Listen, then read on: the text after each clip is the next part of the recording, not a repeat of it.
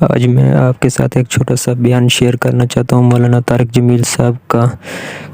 کراچی میں ایک امام مسجد جو مولانا طارق جمیل صاحب کے شاگرد تھے، وہ کراچی میں امام مسجد تھے، اور اس کے ساتھ ایک عورت کا گھر تھا جو غلط کام کیا کرتی تھی اور لڑکیاں سپلائی کرتی تھی۔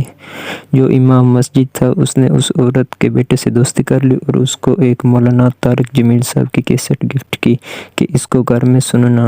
وہ لڑکا گھر گیا اور اس نے کیسٹ لگائی اور وہ سن رہا تھا، اور اس کی ماں گھر میں کام کر رہی تھی، تو وہ جیسے ادھر ادھر کام کرتے ہوئے جاتی تو اس کیسٹ کی آواز اس کے کانوں تک پہنچتی۔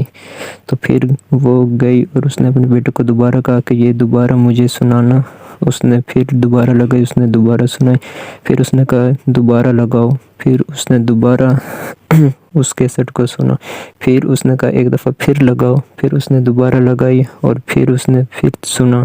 پھر اس نے اپنے بیٹے سے پوچھا کہ یہ کیسٹ کہاں سے لیا، تو اس کے بیٹے نے کہا کہ یہ امام مسجد جو ہے اس نے مجھے گفٹ کی ہے، اس نے مجھے دی ہے۔ پھر وہ جب مسجد کے باہر پہنچی تو نمازی تراویح پڑھ کر جب مسجد سے باہر نکل رہے تھے، اس نے کہا مسجد کے امام کو بلاؤ۔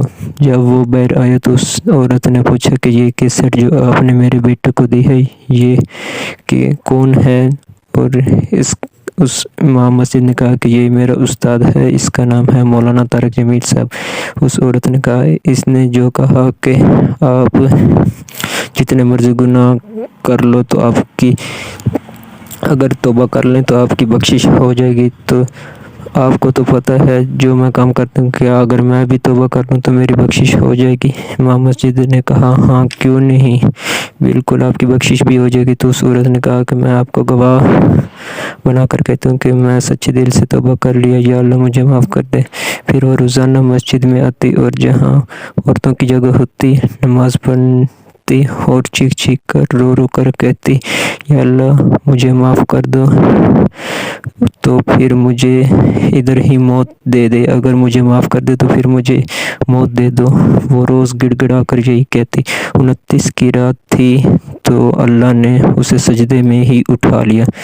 دیکھو اس عورت کو بھی رابعہ بصری جیسی موت نصیب ہوئی۔ میرے بھائیوں، ابھی بھی ٹائم ہے، سنبھل جاؤ اور توبہ کر لو، اللہ بالکل بخشنے والا ہے۔